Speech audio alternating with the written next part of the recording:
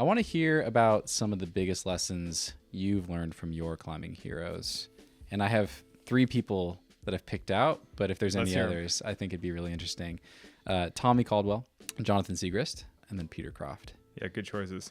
Though Peter is definitely has been an inspiration my whole life. And Tommy kind of has too. And then J-Star just feels a little bit more like a contemporary, you know, we're like friends. Yeah. Like, I mean, he is super inspiring, and he just sent like one of his hardest routes, and having seen how much he put into it. And I mean, actually, yeah, he just sent Stoking the Fire for people listening. Pretty sick. Yeah, which is like a hard 15B. And you're like, it's pretty proud.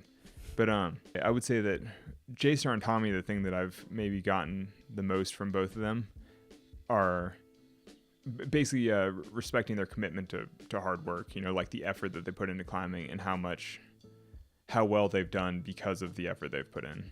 You know, I mean, Peter's inspiring in a whole different way. And especially now, I mean, I'm pretty good friends with Peter.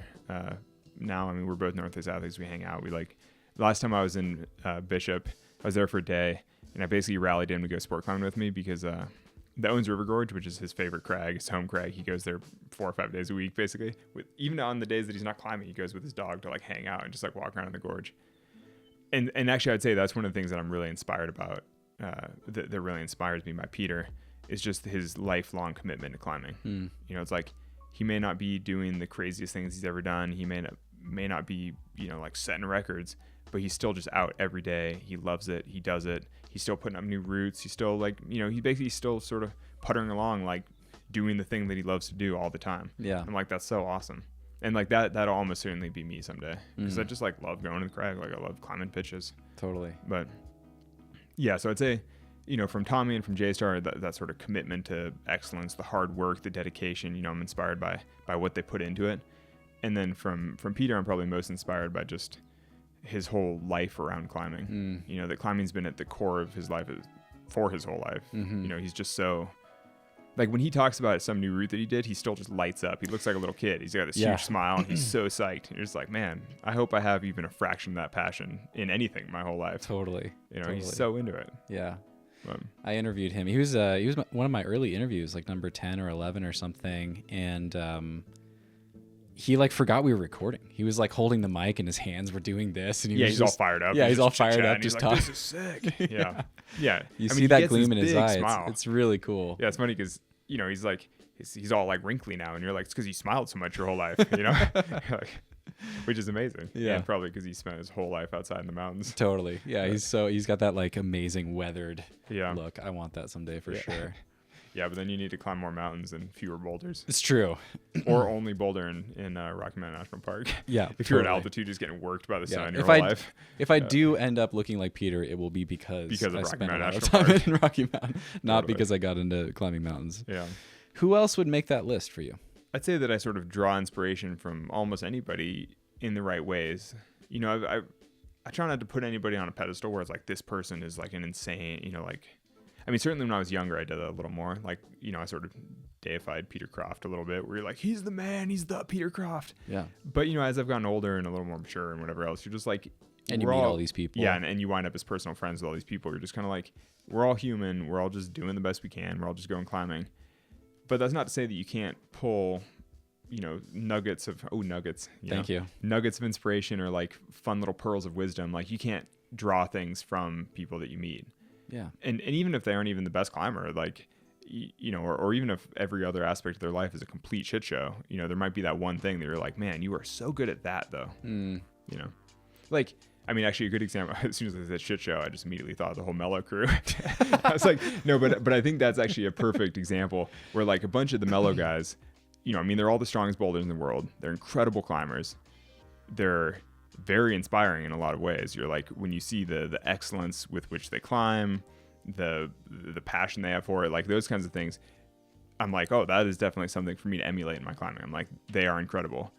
Would I want to lead their life? No. You know, it's like, I don't want that lifestyle. I don't even want to climb the things that they're climbing. You know, like half the time I'm like, that doesn't even look that cool. You're like, that looks heinous. You know, look how small the holds are. But you can still be inspired by how much effort they put into it and how well they climb. You know? I went soloing with Shawn Raboutou. And you did? Yeah, he wanted to solo some things in Yosemite. Okay, that's cool. He was there working some, you know, futuristic project, and I don't know, maybe Bouldering like project, one of his, bouldering project. Yeah. And maybe one of his fingers was hurting a little, and I don't know, he's like on a rest day and he just wanted to go solo something. So I did 2 days with him soloing different routes. And it was interesting because he doesn't really know how to crack climb. So, you know, we were trying to be selective about things that he could climb without having to jam too much. But he's so good. He's such a good climber. He basically, taking him soloing like that was kind of, I basically have an open policy that anybody who has either climbed 515 or V15, I will take them soloing anytime. Like basically there's a certain level at which like if you can climb that hard, like you're going to be fine. Sure. On easy enough terrain. Like you can do a one arm on any of the holds that you're touching. Like you're going to be fine. Yeah.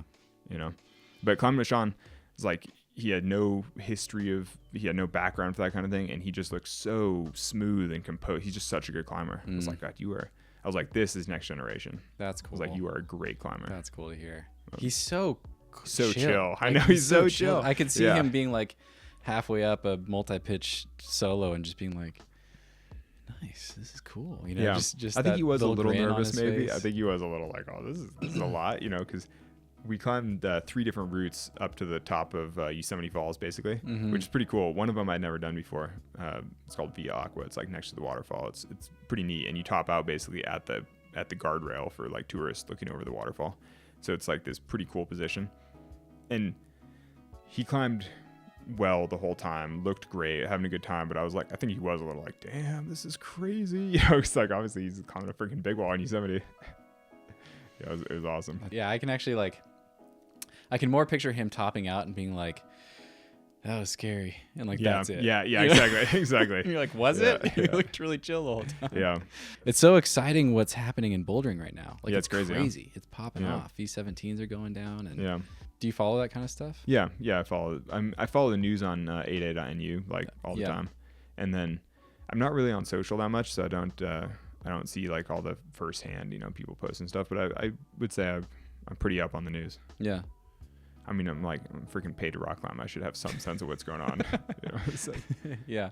And that I kind of hope to hold on to for, you know, basically my whole life, like some idea of like what the hardest grades are and stuff. Yeah. And like who the talent is in climbing right now, like who's doing the cool stuff. Yeah. Who have you been most impressed by that most people don't know about? Oh, I mean, depends what you mean by most people. You know, if you mean like Americans on the West Coast, then, you know, there's like a whole slew of hardman British folks, like, you know, Will Bossy, whatever, who just did Burn of Dreams. Yeah. And then who's the other really strong British guy? I'm blanking on his name right now. Aiden Roberts? Yeah. Aiden. Yeah, he's been on the show. Oh, yeah, cool. Yeah. Nice. Yeah, Will Bossy's actually coming up. So. Oh, yeah, cool. Yeah. You're just getting the good guys. That's trying to. Like, you try to only interview the people. Mellow Crew's so hard to pin down. Yeah, dude. Well, we interviewed him for Climbing Gold. Okay. And it was supposed to be all 4 of them, and only 2 showed up, and they had like no idea. Yeah, it was classic. I was Perfect. like, dude. Yeah. The 4 being, is that like Shawn, Jimmy, Daniel, and Giuliano? Yeah. Okay.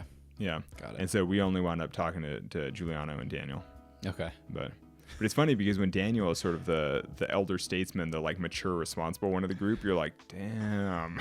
You know, because Daniel has actually, you know, matured. Like Daniel is, you know, sort of a elder statesman of bouldering now, which is hard to believe and hard to imagine. But you're like, man, he has been at the highest level of bouldering for like 15 years or something. Yeah.